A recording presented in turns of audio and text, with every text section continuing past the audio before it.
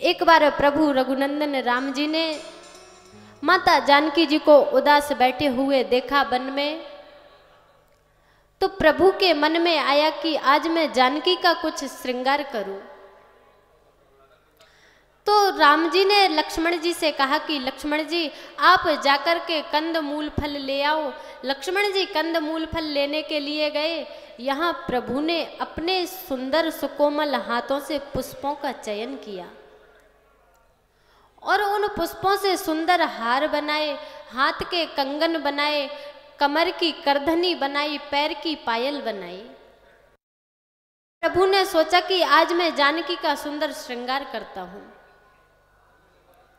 एक बार चूनी कुसुम सुहाए, एक बार चूनी कुसुम सुहाए, निज कर भूषण राम बनाए, निज कर भूषण राम बनाए, सीता ही पहिरा ये प्रभु सादर, सीता पहरा ए प्रभु सादर,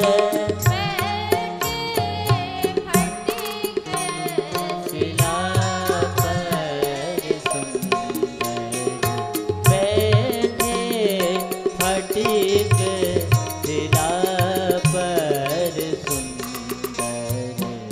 प्रभु ने अपने हाथों से गहने बना करके बहुत ही आदर के साथ माता जानकी जी को धारण कराए और प्रभु गहने पहनाने के बाद माता जानकी बैठी हुई थी।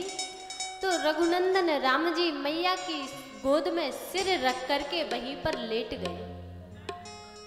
यही सुख होता है गृहस्थ का, आपस में मेल रहे, प्रेम रहे। प्रभु बहुत ही प्रेम से लेटे हुए थे। यहाँ पर समस्त देवताओं ने सुना कि प्रभु का वनवास हो गया है, प्रभु को 14 वर्ष का वन मिला है। भगवान राम जी यहीं पर जंगलों में आए हुए हैं, तो सारे देवता भगवान का दर्शन करने के लिए आ रहे थे। देवराज इंद्र के पुत्र जयंत ने सुना कि सब लोग भगवान का दर्शन करने के लिए जा रहे हैं, तो मैं भी देख करके आऊं कि भगवान सचमुच में वो भगवान हैं अथवा नहीं हैं। इस कथा में बताया गया है कि भगवान का स्वभाव कैसा है और भगवान का प्रभाव कैसा है। एक बार जयंत की पत्नी जयंती भगवान का पूजन करके लौटी और पूजन से आने के बाद उसने अपने पति जयंत को प्रसाद दिया। तो जयंत ने पूछा कि अरे जयंती तुम ये प्रसाद कहाँ से लाई हो? तो उसने कहा कि भगवान आए हुए हैं जंगल में, मैं उनका पूजन करके आई हूँ, आप ये प्रसाद ग्रहण करो। तो जयंत ने कहा कि मैं अपनी आँखों से देखूंगा, उनकी परीक्षा लेकर के देखूंगा वो सचमुच में भगवान है अथवा नहीं है। दूसरा एक कारण, राजा दशरथ जी तो कभी भी स्वर्गलोक, इंद्रलोक, देवलोक, समस्त लोकों में जाते रहते थे। तो एक बार राजा दशरथ जी ब्रह्मा जी के पास गए, वहां पे इंद्रदेव भी थे और जयंत भी था। तो ब्रह्मा जी के कहने से सभी देवताओं ने भगवान राम जी का, छोटे से राम जी का पूजन किया। इंद्रपुत्र जयंत ये देख रहा था कि मैं देवता का पुत्र हूँ, आज तक मुझे इतना सम्मान अपने ही लोक में नहीं मिला, और ये साधारण से राजकुमार राजा के पुत्र पृथ्वी से आए हैं, इनका इतना सुंदर सम्मान हो रहा है। मौका मिलेगा तो कभी परीक्षा लेकर के देखूंगा ये भगवान है कि नहीं है। आज समस्त देवताओं के बीच में जयंत भी आया। सब देवताओं ने रघुनंदन राम जी का दर्शन किया और वापस हो गए। लेकिन जयंत के मन में थी कि मैं इनकी परीक्षा लेकर के देखूंगा ये भगवान है अथवा नहीं है। देखिए बाबा गोस्वामी तुलसीदास जी जब भी मानस में किसी पात्र को प्रस्तुत करते हैं तो उसका बड़े ही दिव्य ढंग से परिचय देते हैं। यहाँ पर बाबा गोस्वामी जी जयंत का प्रसंग रखते हैं, लेकिन जयंत के विषय में पूरा बता देते हैं कौन है ये, कैसा रूप बनाया है, लेकिन नाम उसका एक भी बार नहीं लेते।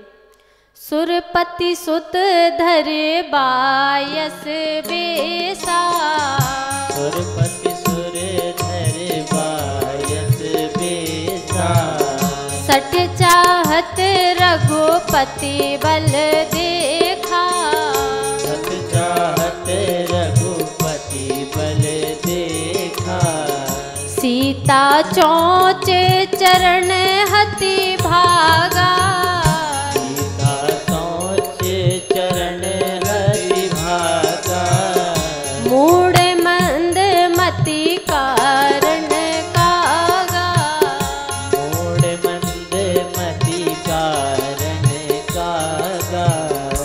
देखिए ये मूर्ख जयंत जैसे कोई छोटी सी चींटी समुद्र के किनारे पर खड़े होकर के सोचे कि मैं इस समुद्र की गहराई का पता लगाऊं, ऐसे ही ये मूर्ख जयंत जंगलों में खड़े होकर के एक वृक्ष की आड़ से देख रहा है कि मैं इनकी प्रभुता का पता लगाऊं, ये सचमुच में भगवान है कि नहीं है। जयंत ने बहुत विचार किया कि मैं इनकी प्रभुता का पता कैसे लगाऊं।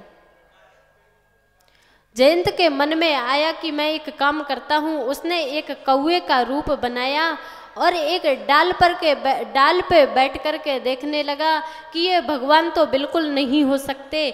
भगवान होते तो क्या अपनी पत्नी की गोद में सिर रख कर के ऐसे सो रहे होते?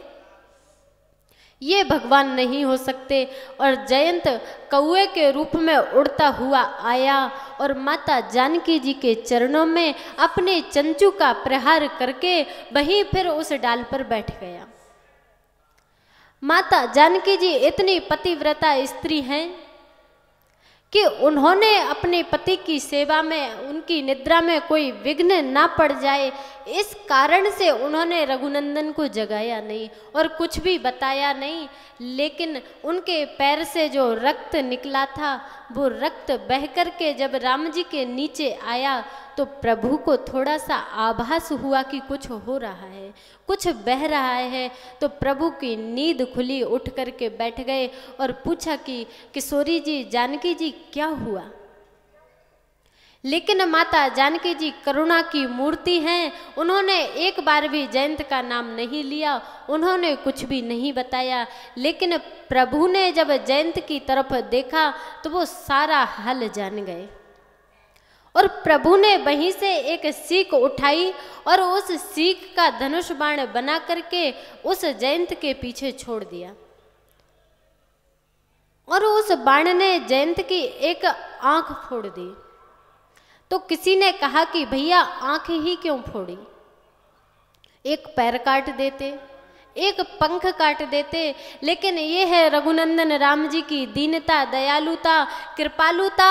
प्रभु ने सोचा कि अगर इसका एक पंख काट दूंगा तो ये जयंत बेचारा, ये कौआ उड़ नहीं पाएगा। अगर इसका एक पैर काट दूंगा तो एक पैर से ये चल नहीं पाएगा। करुणा निधान ने उसकी आंख इसलिए भी फोड़ी, वो दो बुद्धि रखता था, द्वैत बुद्धि रखता था कि परमात्मा है अथवा नहीं है। एक उसकी ज्ञान की आंख थी, एक अज्ञान की आंख थी। प्रभु ने कहा कि तुम ज्ञान की ही आंख रखो, क्योंकि सिए राम मैं सब जग जानी, समस्त संसार को सिए राम मैं ही जानो। इसलिए तुम ज्ञान की आंख रखो, अज्ञान की आंख रखने की कोई आवश्यकता नहीं है। और प्रभु ने सोचा कि एक पैर काटूंगा तो चल नहीं पाएगा, पंख काटूंगा तो उड़ नहीं पाएगा, लेकिन एक आंख फोड़ दूंगा तो दूसरी आंख से भी उतना देखा जा सकता है जितना दोनों आंख से देखता है। एक नयन कर तजेऊ भवानी। अथवा ये मान लीजिए कि एक नयन कर, दो आंखें हमारे हृदय में होती है जिन्हें प्रज्ञा का चक्षु कहते हैं। तो एक आंख कर मतलब एक ज्ञान की आंख कर दी, मतलब उसको ज्ञान की आंख दे दी। एक आंख कर तजेऊ भवानी, और उस जयंत को छोड़ दिया।